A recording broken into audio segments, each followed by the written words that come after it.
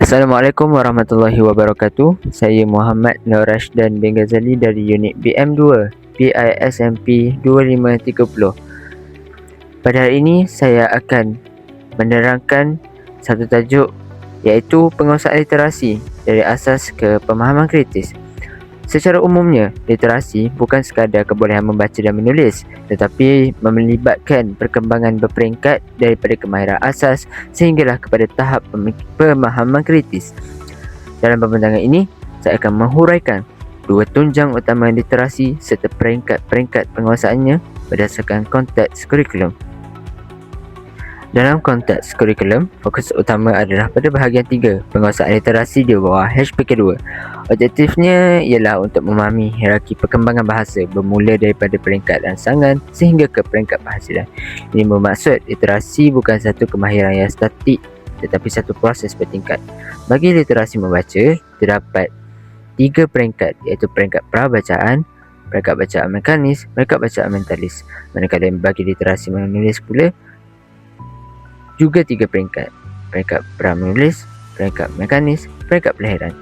Jelaslah bahawa literasi melibatkan keseimbangan antara input dan output bahasa. Slide ini menunjukkan bahawa literasi mempunyai 2 tunjang utama, iaitu literasi membaca sebagai input ataupun penerimaan dan literasi menulis sebagai output ataupun kita kata penghasilan. Jadi literasi membaca merujuk kepada keupayaan mentafsir simbol atau lambang tulisan untuk mendapatkan makna. Manakala literasi menulis pula merujuk kepada kebolehan menterjemah idea dan pemikiran ke dalaman bentuk tulisan. Kedua-dua tunjang ini saling berkait dan berkembang seiring dengan perkembangan kognitif pelajar. Maksudnya, apabila pelajar semakin baik membaca, mereka juga berpotensi untuk menulis dengan lebih baik, dan begitu juga sebaliknya. Slide ini akan menerangkan tentang literasi membaca. Secara ringkasnya, membaca ialah satu perjalanan daripada visual kepada kognitif. Ia merupakan proses kompleks di mana kita mentafsir simbol tulisan menjadi makna yang akan kita fahami. Terdapat 3 peringkat utama yang terlibat, iaitu yang pertama, peringkat prabacaan, yakni fasa persediaan sebelum membaca. Kedua, peringkat bacaan mekanis, di mana kita belajar menyebut perkataan dengan lancar. Dan yang ketiga, peringkat bacaan mentalis, tahap di mana kita membaca untuk memahami isi dan maklumat sepenuhnya. Seterusnya, kita akan fokuskan kepada peringkat prabacaan, iaitu fasa persediaan dan pengamatan. Pada tahap ini, murid belum lagi membaca secara formal. Fokus utama kita berikan ialah pengamatan visual seperti mendiskriminasikan bentuk, mengenai pasti persamaan dan perbezaan, persediaan mental dan emosi. Sebagai contoh, murid belajar mengenai bentuk huruf, arah tulisan dan corak. Tahap ini sangat penting kerana ia membina asas murid sebelum murid memasuki peringkat bacaan sebenar. Peringkat seterusnya ialah bacaan mekanis, yang menekankan kemahiran penyahkodan atau decoding. Definisinya ialah keupayaan menukar lambang tulisan kepada bunyi bahasa yang bermakna. Antara ciri-ciri bacaan mekanis ialah membaca dengan suara lantang, menitik beratkan sebutan dengan betul, intonasi dan kelancaran. Fokus kepada teknik bacaan, bukan makna mendalam. Contohnya, murid membaca ayat dengan betul dari segi sebutan, walaupun belum memahami sepenuhnya isi kandungan. Tahap ini penting sebagai jambatan antara mengenal huruf dan memahami makna teks. Selepas mahir membaca secara mekanis, kita beralih ke peringkat tertinggi, iaitu peringkat bacaan mentalis. Di sinilah berlaku proses pemahaman dan kognitif tertinggi. Berbeza dengan mekanis, peringkat ini melibatkan bacaan secara senyap. Pelajar tidak lagi perlu bersuara lantang kerana fokus mereka adalah untuk menyerap maklumat ke dalam minda. Ia melibatkan proses berfikir yang lebih kompleks seperti menakur dan menganalisis apa yang dibaca. Berlaku interaksi aktif antara pembaca dengan teks. Tujuan utamanya jelas, bukan lagi sekadar menyebut bunyi, tetapi untuk mendapatkan maklumat dan menikmati bahan bacaan tersebut sepenuhnya. Mari kita lihat rumusan aliran literasi membaca dalam bentuk alat tangga ini. Ia bermula dari bawah.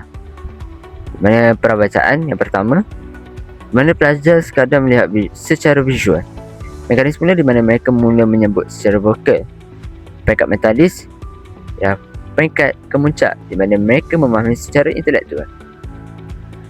Jadi dapat disimpulkan bahawa penguasaan sebenar literasi membaca hanya dicapai apabila pelajar berjaya beralih daripada sekadar menyebut kepada benar-benar memahami.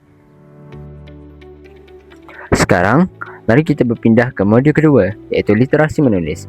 Jika membaca adalah proses menerima input, menulis pula adalah proses memberikan output. Menulis adalah satu perjalanan daripada latihan mentor halus sehinggalah kepada ekspresi kreatif. Ia adalah proses menterjemah idea dan perasaan kita ke dalam bentuk lambang grafik yang boleh dibaca oleh orang lain.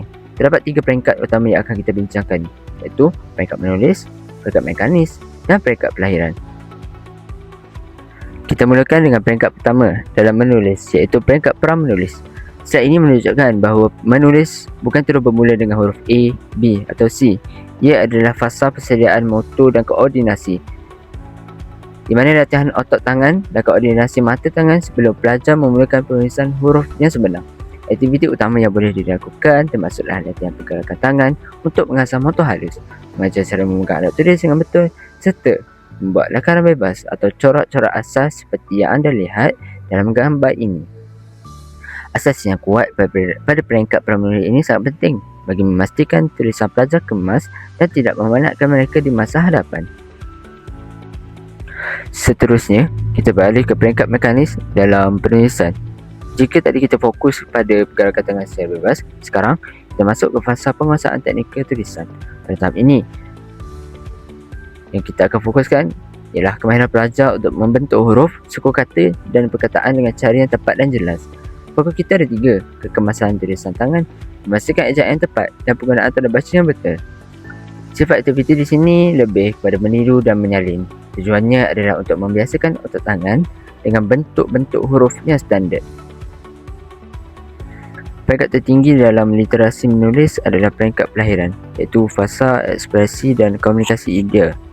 Di sini, pelajar bukan lagi sekadar menyalin tetapi sudah mempunyai keupayaan untuk melahirkan idea, pendapat dan perasaan sendiri melalui tulisan. Mereka mula menulis karangan dan ayat kreatif dengan pengolahan isi yang lebih tersusun. Penggunaan bahasa juga menjadi lebih gramatis dan indah. Matlamat akhir peringkat ini adalah untuk memastikan pelajar dapat berkomunikasi dengan kesan kepada pembaca melalui hasil karya mereka. Secara rumusannya, aliran literasi menulis ini boleh dilihat sebagai satu tangga perkembangan. Pra-menulis bersedia dari segi fizikal, iaitu otot tangan. Mekanis pula mahir menyalin secara teknikal. Pelahiran mampu mencipta secara kreatif. Penting untuk kita fahami bahawa penulisan sentiasa bermula dengan latihan tangan, tetapi matlamat akhirnya adalah latihan minda.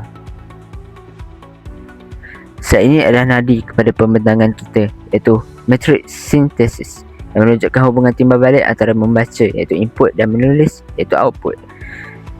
Kita dapat lihat perkembangan ini berlaku secara serentak dalam 3 fasa.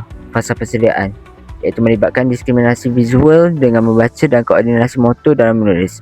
Fasa kemahiran, pelajar mula menyebut bunyi, iaitu bacaan mekanis, dan membentuk huruf, yakni tulisan mekanis. Dan fasa ketiga, fasa pemahaman. Di peringkat tertinggi ini, pelajar mampu menganalisis maklumat dan menghasilkan karya. Hal ini membuktikan bahawa perkembangan bahasa berlaku secara bersepadu dari aspek fizikal membawa ke aspek intelek. Sebagai penutup bicara, penguasaan literasi yang berkesan memerlukan keseimbangan antara latihan mekanis dan pengembangan kognitif. Tugas kita sebagai pendidik adalah untuk memastikan murid tidak terhenti di peringkat mekanis mata-mata. Jangan hanya berpuas hati jika mereka boleh membaca lancar atau menulis kemas. Matlamat akhir kita adalah untuk melahirkan murid yang bukan sahaja boleh membaca dan menulis, tetapi yang paling penting mereka mampu berfikir dan berkarya dengan bijak. Sekian, terima kasih.